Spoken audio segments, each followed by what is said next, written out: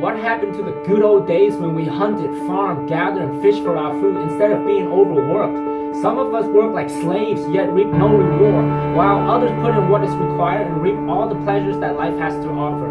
It is easy to put in 100 hours a week doing something that gives you passion and happiness. It is difficult to put in 30 hours a week doing something that brings pure misery and agony. This video on overworked, overwhelmed, and overstressed shall stress the utmost importance of how not to fall prey to what 95% of us are doing. The power of not working. Why do companies give most of its employees 2 weeks paid vacation and 1 to 2 weeks off during the end of the year?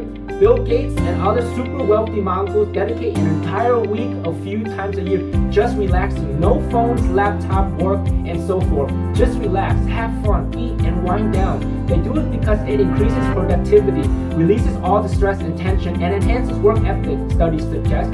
Life must be a balance. Stocks, investments, temperature, human emotions, hunger, and so on do just that. Excessive exercising, eating the same healthy food daily, drinking too much water, overthinking, and so on. These are healthy and beneficial to the body, but in moderation. When you are not working, you give time to your body, mind, and self.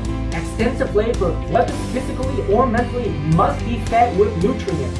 That nutrient is nothing. Literally, just relax and turn off the switch to worldly matters. Don't think about work when you're not working. Don't even talk about work. Do all things work related when you are at your job. When vacation or temporary rest comes, just relax and enjoy every moment. Stressing over work only creates more harm. Why overwork and overstress? That's double negative. Dangers of overwork. When you overtrain, you can hurt a muscle, dislocate a bone, and recover poorly. It goes to say in all aspects of life, overworking can lead to one thing which some fall victims to: suicide. Koreans, Japanese, and Chinese have the highest work-related suicide rate. Their rapid modernization and advancement don't need numbers or statistics as evidence. A man's wealth is measured by his intensive labors. I do genuinely believe that. However, no one cares about the pain or suffering that you've experienced to achieve such status. Progress doesn't matter. The final result does. Working too much can lead to and cause severe miseries. Miseries that worsen your emotions and pains. Here are some dangers associated with being overworked. Feeling worthless and unappreciated, increased blood pressure, increased stress and tensions, uncertainty, not sure what you are working for, restless nights, lack of proper food can lead to death, long night hours can lead to cancer, excessive sitting increases the risk of stroke. What's even more frightening is that the above list only contains a few examples. It's all been scientifically studied and proven. The 40-hour-a-week isn't just a random number. 40 hours a week has been proven to be super effective for most employees and even higher ups. 8 hours goes into work, rest, and other personal matters. A perfect balance. Is it better to labor intensively so your bank account grows? Or is it better to labor accurately so your body, mind, and spirit grows? We forget the most important thing, person to us. That's us. Working for someone else's dream is bad enough, but having to break your back and even sacrifice your soul for their cause is absurd. So tell me, do you work to live or live to work?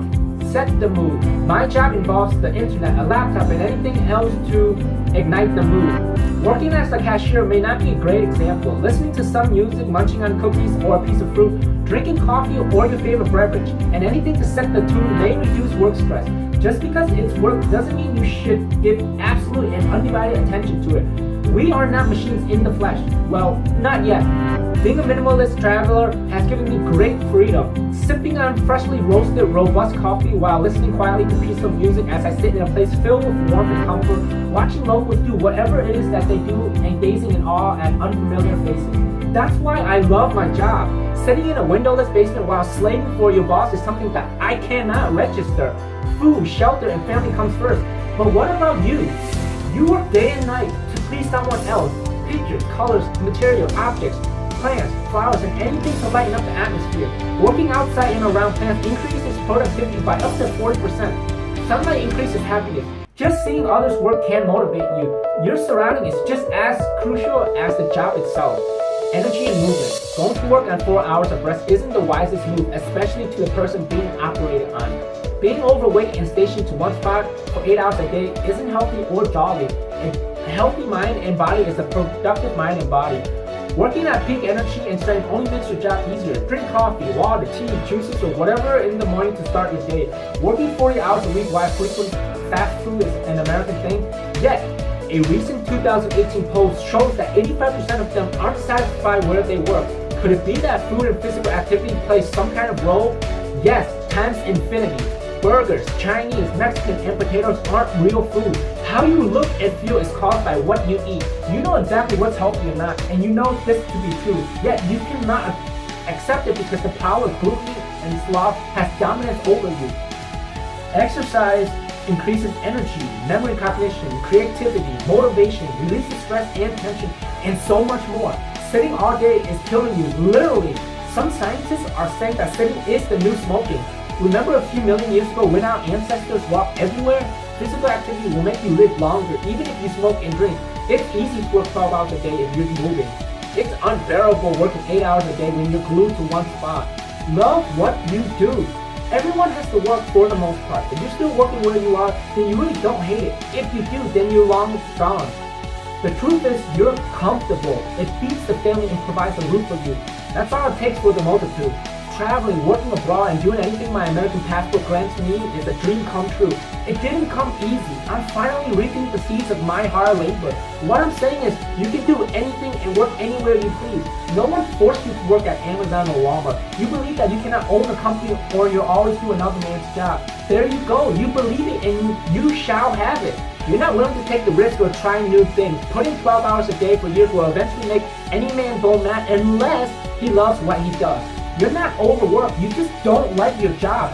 Do what you want and love. If it takes another 4 years of college, then so be it. If it requires you to sacrifice a few things, then is that not a risk you're willing to take? You have to do what it gives you absolute joy and meaning. You've worked too long to make someone else's dream a reality. Isn't it time to make yours a reality? That isn't the final question. The last question is, what is it going to take for you to do just that?